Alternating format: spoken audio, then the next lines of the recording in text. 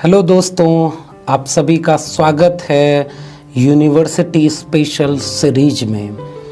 University special series जो हम आपके लिए लेकर आ रहे हैं, इसका मकसद ये है कि हम चाहते ये हैं कि देश के गांवों, कस्बों और छोटे शहरों में जो युवा प्रतिभाएं कुछ सूचनाओं के अभाव में या उचित मार्गदर्शन न मिलने के चलते गांव, कस्बों और उन्हीं छोटे शहरों में ही रह जाती हैं, हम उनके लिए ये कार्यक्रम श्रृंखला लेकर आ रहे हैं, जिसका मकसद ये है कि हम उन सूचनाओं और मार्गदर्शन की कुछ बुनियादी बातों को आपसे साझा करें।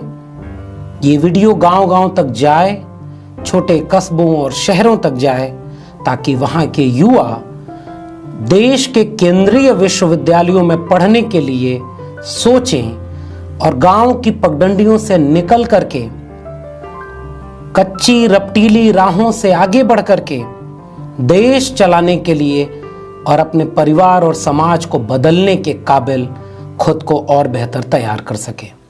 इसलिए आपसे गुजारिश है कि आप सभी लोग यूनिवर्सिटी स्पेशल सीरीज की हमारी इन वीडियोस को जरूर देखें, अपने घर के बच्चों को दिखाएं, ताकि उनमें एक प्रेरणा मिले, उनमें आत्मविश्वास मिले, उन्हें सूचनाएं मिले और वो कुछ बड़ा और बेहतर करने के लिए गांव और कस्बों और छोटे शहरों से निकल करके इन विश्वविद्यालयों की दहलीज तक पहुंच सकें।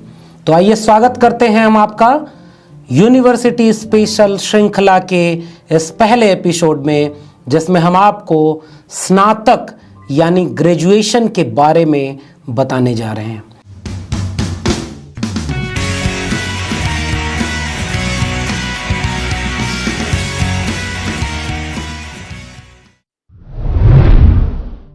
तो आइए इस बातचीत की शुरुआत में सबसे पहले ये जानते हैं कि विश्वविद्यालय क्या होते हैं। विश्वविद्यालय दरअसल ज्ञान के वे केंद्र होते हैं जिनमें दुनिया भर के ज्ञान विज्ञान से जुड़ी हुई बातें, हमारे कल, आज और आने वाले कल के जुड़े सवाल, हमारी जिंदगी, हमारे परिवार, हमारे समाज और देश को आगे ले चलने में आने वाली चुनौतियों से रूबरू करने और उन्हें बदलने की एक प्रयोगशाला के रूप में इन विश्वविद्यालयों को बनाया गया। और उनमें भी केंद्रीय विश्वविद्यालय इस लिहाज से इनमें खास हो जाते हैं क्योंकि केंद्रीय विश्वविद्यालयों में केंद्र सरकार कम पैसे में, नाम मात्र की फीस में उच्च स्तरीय शिक्षा आप सभी को मुहैया कराती है। इसलिए इस पूरी श्रृंखला में हमारा जोर है कि आप केंद्रीय विश्वविद्यालयों तक आएं, क्योंकि विश्वविद्यालय और केंद्रीय विश्वविद्यालय आपके लिए वे मौके ले आते हैं जो शायद आपके गांव, आपके कस्बे या आपके छोटे शहरों में न मिल पाए। बड़ा कुछ करने के लिए, बड़ा ख्वाब देखने के लिए, जिंदगी में कुछ बेहतर करने के अगर मौके आपको मिलें तो क्यों ना उन मौकों तक पहुंच बनाई जाए। ये विश्वविद्यालय और उनमें भी केंद्रीय विश्वविद्यालय ज्ञान के कक्षाओं के शिक्षकों के लिहाज से ही नहीं, एक बेहतर, समावेशी और मुकम्मल सामाजिक सांस्कृतिक संरचना लेकर के आपके सामने आते हैं, जो आपके पूरे व्यक्तित्व को एक नए आयाम में ढालते हैं। इसलिए क्यों रुकना गांव के उन विश्वविद्यालयों या डिग्री कॉलेजेस में जहां न शिक्षक हैं, न शिक्षा का माहौल है। तो आइए इस वीडियो में जानते हैं कि आप देश के केंद्रीय विश्वविद्यालयों में ग्रेजुएशन यानी स्नातक कैसे कर सकते हैं और कितनी आसानी से आप ये पूरा काम निभा सकते हैं। स्नातक क्या होता है, ग्रेजुएशन किसे कहते हैं, ये बहुत बुनियादी सवाल है। हर परिवार के भीतर यह बहस शुरू हो जाती है कि अगर उनके घर का कोई लड़का या लड़की 12वीं पास कर रही तो उसके आगे वो क्या करे। तो इस वीडियो के जरिए हम ये कोशिश कर रहे हैं कि आपसे ये साझा करें कि जब आप अपने घर के बच्चों को, या अगर आप खुद विद्यार्थी हैं तो एक बार ठहर कर विचार करिए कि आपने 12वीं पास कर ली, अब आपके पास क्या क्या मौके हैं। तो 12वीं के बाद का जो डिग्री कोर्स है उसे हम ग्रेजुएशन यानी स्नातक कहते हैं। ग्रेजुएशन या स्नातक में कई तरह के कोर्सेज हो सकते हैं। मसलन अगर आप कला संकाय से हैं, जैसे आर्ट साइंस कहते हैं, तो उसमें बीए ऑनर्स और बीए प्रोग्राम 2 कोर्सेज होते हैं। और बीए ऑनर्स या बीए प्रोग्राम करने के लिए 12वीं में किसी भी विषय से आपने पढ़ाई की हो, कोई बाध्यता नहीं है, आप बीए ऑनर्स या बीए प्रोग्राम में एडमिशन ले सकते हैं। लेकिन अगर आपको बीकॉम करना है यानी बैचलर ऑफ कॉमर्स, तो यह जरूरी हो जाता है कि आपने 12वीं में वाणिज्य यानी कॉमर्स के प्रश्न पत्र जरूर पढ़े हों। ठीक इसी तरह से अगर आपको बीएससी करनी है यानी बैचलर ऑफ साइंस, तो यह जरूरी हो जाता है कि आपने 12वीं में विज्ञान के विषयों को जरूर पढ़ा हो। इसके अलावा भी और अलग अलग तरह के पाठ्यक्रम हैं जो यूं तो स्नातक यानी ग्रेजुएशन के भीतर ही माने जाते हैं, लेकिन वो प्रोफेशनल कोर्सेज होते हैं, वो विशेष क्षेत्र के विषय होते हैं। मसलन अगर आपको इंजीनियरिंग में जाना है तो वो बीटेक में होगा, अगर आपको मेडिकल लाइन में जाना है तो एमबीबीएस, अगर आपको लॉ के क्षेत्र में जाना है, कानून की पढ़ाई पढ़नी है, तो बैचलर ऑफ लेजिस्लेटिव लॉ यानी एलएलबी। इसी तरह से कंप्यूटर के कोर्सेज के लिए बीसीए, मैनेजमेंट के कोर्सेज के लिए बीबीए, बीआर्क, बीएमएस, बीएचएस, ऐसे तमाम पाठ्यक्रम हैं जो प्रोफेशनल कोर्सेज के लिहाज से माने जाते हैं। अगर उन पर आपको जरूरी लगेगा तो हम फिर कभी बातचीत करेंगे। फिलहाल आज की बातचीत इस एपिसोड में हम बीए, बीएससी और बीकॉम पर केंद्रित कर रहे हैं। तो ये बीए का पूरा ढांचा है। अब आपके मन में सवाल आ रहा होगा कि अगर आपको बीए, बीएससी या बीकॉम में एडमिशन लेना है और केंद्रीय विश्वविद्यालय में पढ़ाई करनी है, तो सबसे पहली चीज आपके जहन में क्या आती है कि क्या योग्यता होनी चाहिए केंद्रीय विश्वविद्यालयों में एडमिशन लेने के लिए? क्योंकि सूचनाओं के अभाव में शायद आपके जहन में यह बात आए कि कोई बहुत अतिरिक्त डिग्री तो नहीं चाहिए, कोई अतिरिक्त कागज तो नहीं चाहिए किसी सेंट्रल यूनिवर्सिटी में एडमिशन लेने के लिए।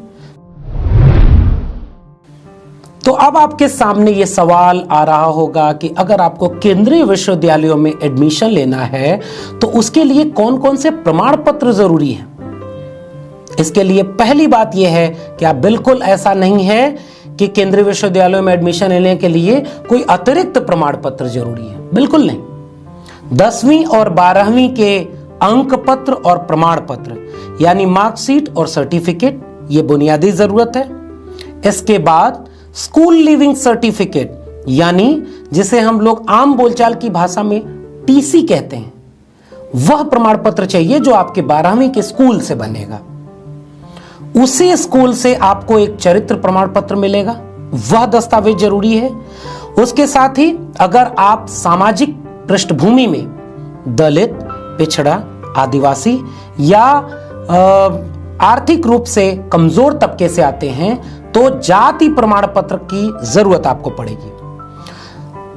अगर आप इकोनॉमिकली वीकर सेक्शन यानी ईडब्ल्यूएस कैटेगरी से आते हैं या अन्य पिछड़े वर्ग यानी ओबीसी कैटेगरी से आते हैं तो ध्यान रहे आपको आय प्रमाण पत्र की भी जरूरत पड़ेगी।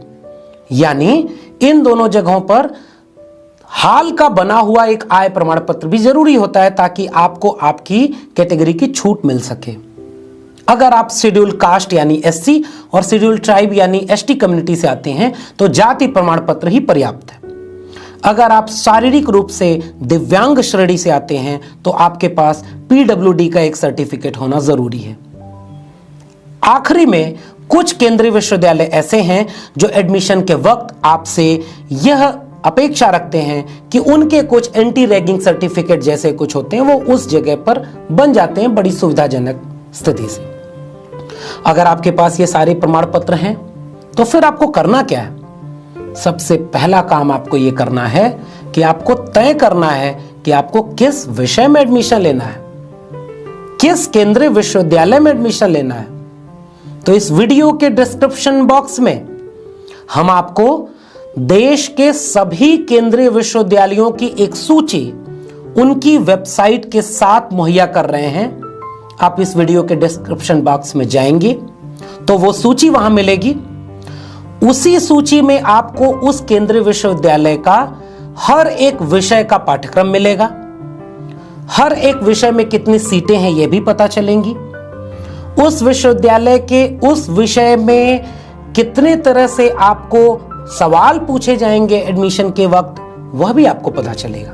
तो वो सारी चीजें आपको डिस्क्रिप्शन बॉक्स में मिल जाएंगी।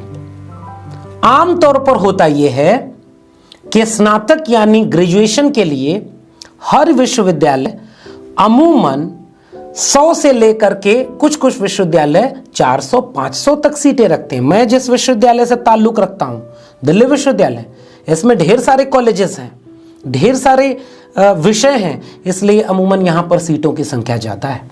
कुछ विश्वविद्यालय छोटे आकार के हैं तो वहां सीटें कम होंगी। आपको चुनना होगा कि आपको किस विषय में स्नातक करना है, तो इसको चुनने का काम आपको खुद करना होगा। कैसे करेंगे?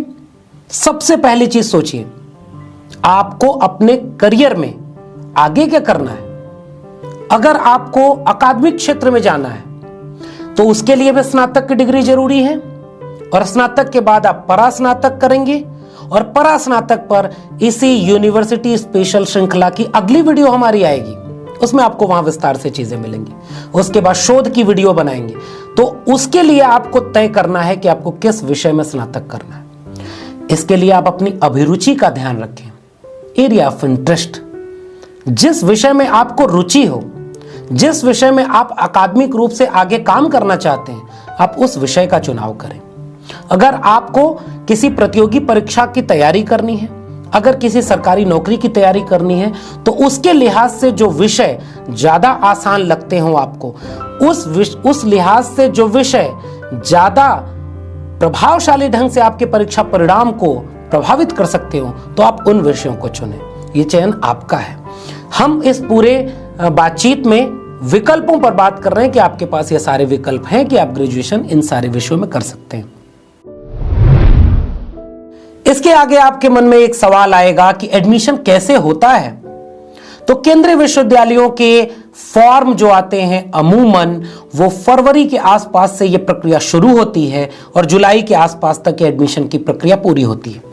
तो आपको वेबसाइट से चेक करते रहना होगा कि कब किस विश्वविद्यालय का फॉर्म आ रहा है।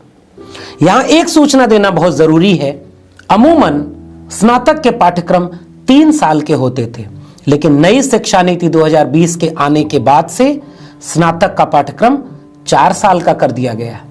और इसके लिए 14 केंद्रीय विश्वविद्यालय ऐसे हैं जो इंटीग्रेटेड एडमिशन टेस्ट लेते हैं, जिसे हम CUCET कहते हैं। इसका आसान भाषा में मतलब यह है कि उन 14 केंद्रीय विश्वविद्यालयों में अगर आपको स्नातक के लिए एडमिशन लेना है तो उनके लिए एक ही टेस्ट होता है। आप एंट्रेंस टेस्ट देते हैं, उसमें 2 प्रश्न पत्र होते हैं। एक प्रश्न पत्र आपका जनरल नॉलेज का, एप्टीट्यूड टेस्ट का, रीजनिंग का होता है, और दूसरा प्रश्न पत्र उस विषय का होता है जिस विषय में आपको एडमिशन लेना है। उन 14 केंद्रीय विश्वविद्यालयों की सूची भी आपको डिस्क्रिप्शन बॉक्स में मिल जाएगी। उसके अलावा जो कुछ बड़े केंद्रीय विश्वविद्यालय हैं, मसलन मेरा अपना विश्वविद्यालय दिल्ली विश्वविद्यालय, जवाहरलाल नेहरू विश्वविद्यालय, अलीगढ़ मुस्लिम विश्वविद्यालय, इलाहाबाद विश्वविद्यालय, BHU, हैदराबाद केंद्रीय विश्वविद्यालय, ऐसे तमाम विश्वविद्यालय हैं जहां पर्याप्त सीटें हैं। ये विश्वविद्यालय अपने स्तर पर स्नातक की प्रवेश प्रक्रिया को चलाते हैं। कई विश्वविद्यालय ऐसे हैं जो 12वीं के आपके अंकों के आधार पर आपको एडमिशन देते हैं। उन प्राप्त अंकों के आधार पर वो एक लिस्ट बनाते हैं जिसके आधार पर वो आपको एडमिशन देते हैं। कुछ विश्वविद्यालय ऐसे हैं जो एंट्रेंस टेस्ट लेते हैं। तो ये दोनों प्रक्रियाएं हैं जो आपको वेबसाइट से मिलेंगी। उस पूरी प्रक्रिया के तहत आपका एडमिशन यहां पर पूरा होगा। इसके बाद आपके जहन में एक सवाल आएगा कि अगर एडमिशन हो भी जाए तो कहीं ऐसा तो नहीं कि फीस बहुत ज्यादा हो और आप उसको अफोर्ड ना कर पाए। यानी अगर आप आर्थिक रूप से कमजोर तबके से आते हो और केवल इस वजह से डर रहे हो कि हम केंद्रीय विश्वविद्यालय में पढ़ने क्यों जाएं, तो ये आपके लिए बहुत सुखद सूचना है कि इन विश्वविद्यालयों की फीस ग्रेजुएशन करने की बहुत कम होती है।